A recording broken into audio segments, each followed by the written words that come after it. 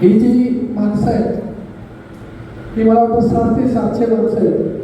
याच्यातली फक्त 50-60 माणसं ही तुम्ही म्हणून आलेली एक 50, बाकी जवळजवळ 500 माणसं ही प्रत्येक घरातलं एक किती 2 व्यक्ती अशी आलेली ही सगळी एवढीच माणसं माझ्याबरोबर आहेत. म्हणजे माझा विजय सुद्धा निश्चित आहे असं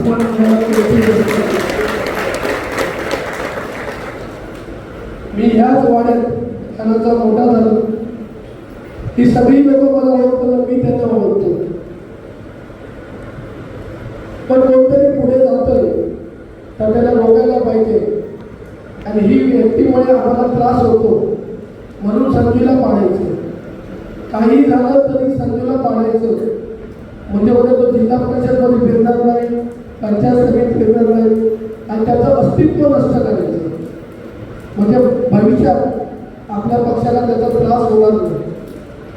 एखाद्याला संपवण्याची भाषा असते ना ती अत्यंत चुकीची. तुम्ही जाणार ना, मला उत्तर दे, माझ्या प्रश्नाची उत्तरं दे. संपवायची, पैसे वाटून आम्ही त्याला संपवतो.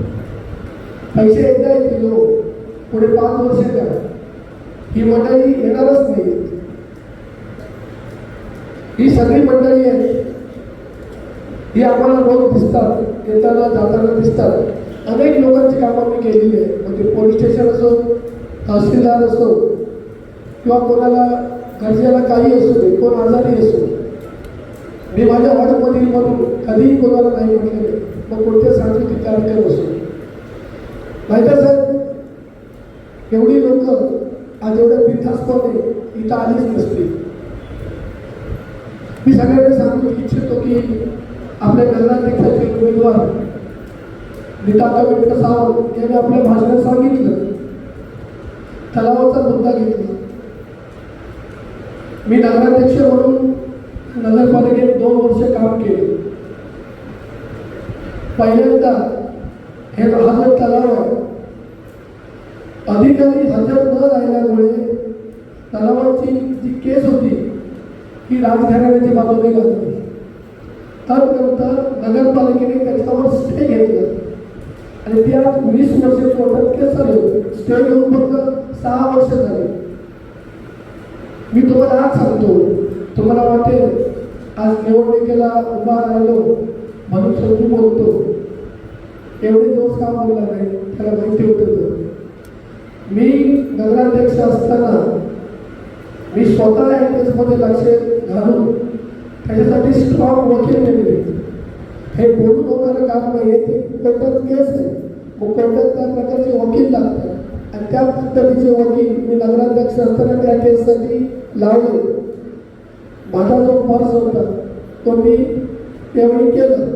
पण आता जेव्हा राजघराण्यातली व्यक्ती उभी राहते, उद्या सकाळी ही व्यक्ती कशावरून नगरपालिकेची केस लूज करून तो त्याला आपल्या ताब्यात घेणार नाही. मल्टीस्पेशालिटी हॉस्पिटल तुम्हाला माहिती आहे, 17 कोटीची मागणी केली, 80 कोटीचा दिसत आणि त्यामुळे तो विषय रखडला. मल्टीस्पेशालिस्ट अनेक विषय. जर तुम्ही हॉस्पिटलकडे गेला ते बाजूला गाड्या लागलेल्या आहेत, ते 10-12 छोटी गरीब लोकांनी तिथं उदरनिर्वाहासाठी गाड्या केले. तुम्ही त्याला जाऊन विचारा, संजूकडून सांगतो म्हणून नाही, 3,000 रुपये भाडं, 2,500 रुपये भाडं आणि जर मोठे कोणी लावले त्यांच्याकडे 5,000 रुपये भाडं. ही भाडी वसूल केली जातात. जर 3,000-2,000 रुपये जर भाडी वसूल केली जातात तर पुढे लोक काय करणार? चंदूभाऊच्या समोरची जी सगळी दुकानं आहेत त्यांना सगळ्यांना नोटिसा गेलेल्या आहेत आणि त्यांच्याकडे डिपॉझिट 3-3 लाख रुपये डिपॉझिट आणि भाडं हे पण चालू केलेलं आहे. 70-80-100 वर्षापूर्वीची दुकानं आहेत. जर 2,000 रुपये भाडं, 5,000 रुपये भाडं, एवढा छोटा विचार करणारी माणसं तुमच्याबरोबर कशी राहतात? मला एकाने सांगावं, एवढी माणसं आहेत, 700-800 माणसं बसलेली आहेत. कोणाची हिंमत आहे राजवाड्यात जायची आतमध्ये आणि सांगायचं माझं रेशन कार्डचं काम आहे तुम्ही करून द्या, तुम्ही जाऊ शकता तर मला सांगा. तहसीलदारांना फोन लावा, पोलीस स्टेशनला फोन लावा, माझं वडील आहे, माझा मुलगा आजारी आहे, माझी शाळेतली फी भरायची आहे, मला 2000 रुपये द्या, 5000 रुपये द्या, कोण जाऊन मागणार. माझ्याकडे बिंदास लोक येतात. इथं माझे आरेकर बसले, एक वरण बसले, त्यांना माहिती आहे माझ्या घरी रोज 70-80 लोक येतात, त्यातल्याची अर्धी गरज होत असतात आणि आम्ही ते काम करत असतो. आणि आता जो माझ्याकडे उमेदवार राहिला आहे, काही तर सांगितलं संजू परबला मी काय विसर्जन करतो आणि मला काय विसर्जन करणार. एवढी ताकद आली. फक्त पैशाचा माणूस, पैशाच्या जीवावर एका माणसाला अमुक रक्कम देऊन संजू परबला पाडायची. अरे मी करोना काळात काम केलं, 250 बेड स्वखर्चाने दिले, 2500 कुटुंबांना 3 महिने मी स्वतः धान्य दिले. 2500 कुटुंब. तुम्हाला माहिती असेल, तुम्ही सावधान आहे, मी जी व्यवस्था केली होती प्रत्येक ठिकाणी भाजीची दुकानं लावली होती, 8 दुकान. तेव्हा कोण होते? आता जे येऊन मी भाषणं करतात, आता तेव्हा कोण होते? तेव्हा संजू परब होते. नगराध्यक्ष म्हणून माझी भूमिका मी बजावली, योग्य बजावली. माझ्या कारकिर्दीत अनेक प्रकल्पांना जर तुम्ही माहितीच्या अधिकारी माहिती घ्या, जे ठराव घेतले ते माझ्या कारकिर्दीत चालले, मी ठराव घेतले. त्यामुळे कामाला मत दे, पैशाला मत देऊ नका. आज 10,000 20,000 रुपये देतील, पुढे 5 वर्ष काय करणार? माझ्यासारख्या माणसाला पाडून काय मिळवणार? 20,000 घ्या, 10,000 घ्या, 50,000 घ्या एका घरात, पुढे काय? मत घाला. पैशाला जाऊ नका, माणुसकीला जागा. मी तुम्हाला आव्हान करतो, तुम्ही माणुसकीला जागा. सतत 25 वर्ष मी काम करतो, 14 वर्ष तालुकाध्यक्ष म्हणून काम केले, जिल्हा अध्यक्ष म्हणून काम केलेले लोक आणि आता जिल्हा प्रमुख म्हणून काम करतोय. मी बोलतो, समोरच्याला ठोकतो, म्हणून संजूला पाडायचं. पाडा. मला वाटत नाही ही माझ्या वाडमधली लोक मला पाडतील असं मला अजिबात वाटत नाही. काही करते निलेश साहेब, लोकांनी काही करते, मत मलाच करते, तेव्हा तुम्हाला मी ठासून करतो.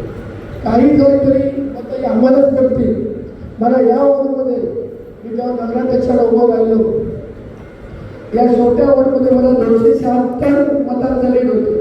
मी दीपक बाईंना तर तेच सांगितलं, या वॉर्डमध्ये 276 लीड होतं.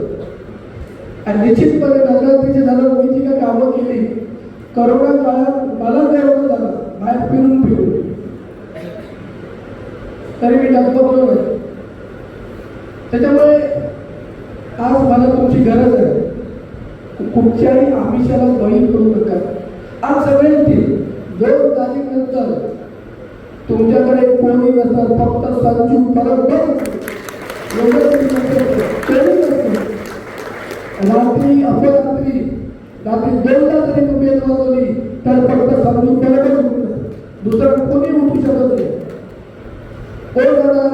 रात्री 1 वाजता जाऊ शकतो का तुम्ही मला सांगा? रात्री 1 वाजता राजवाड्यात कोण जाणार? पण संजू परबची दार ठोकवायला अजूनही लोक येतात. त्याला सुद्धा नागरिक पुरावा आहे. 12 बसले होते समोर, त्यांनी पत्रे सुद्धा नाव घेतले, रोज दिसायला नको म्हणून. आपल्या यांच्या दरवाजावर बघ असे पत्रे लावलेले, रोजची लोक दिसायला नको. हे बघून तुला काय? त्याला माहिती आहे रोज बघतात किती लोक येतात. त्याच्यामुळे माझं दार माझ्या वॉर्डसाठी नाही तर पुऱ्या मतदारसंघासाठी 24 तास उघडं असतं. आणि हे उघडं आयुष्यभर जोपर्यंत तुमच्या जीवात जीव असेल तोपर्यंत माझं दार तुमच्यासाठी नेहमीच उघडं असेल.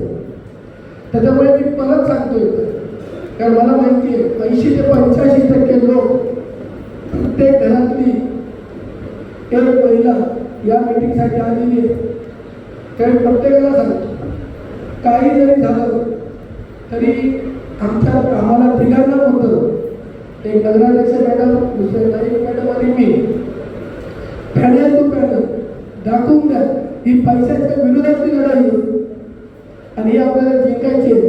एवढं तुम्ही लक्षात घ्या.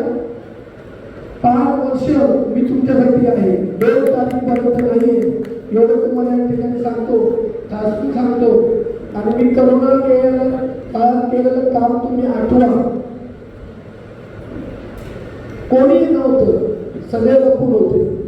संजू परब एकतर नगरपालिकेत रोजगार बसत होते, एकटा बसत होता, सगळे पळाले होते. मी जेव्हाची परवा केली नाही आणि अजूनही करत नाही. माझी स्टेटमेंट होतं, मी कोणाला घाबरत नाही. कारण देवे सरांनी छाती केलं काम केलेलं मी कार्य करत आहे. घाबरली माझ्या रक्तात नाही. मी काय ते मला रोज सांगतो, अशी स्टेटमेंट होतं. दीपकबाई तर मला रोज सांगतात, संजू आवडते असं बोलून. दीपकबाईंनी मला खरोखर मेसेज घातली. त्याच्यामुळे मी 100% 50%. मला काही गोष्टी आवडत नाहीत, त्या मी प्रकटपणे मांडत असतो. त्याच्यामुळे भविष्यात तुमची सेवा करण्याची मला तुम्ही निश्चितपणे संधी द्याल अशी मी आशा बाळगतो. आणि मी तुम्हाला विनंती करतो की तुम्ही मला निवडून द्या असं या ठिकाणी नमूद करतो. इथं थांबतो. जय हिंद, जय महाराष्ट्र.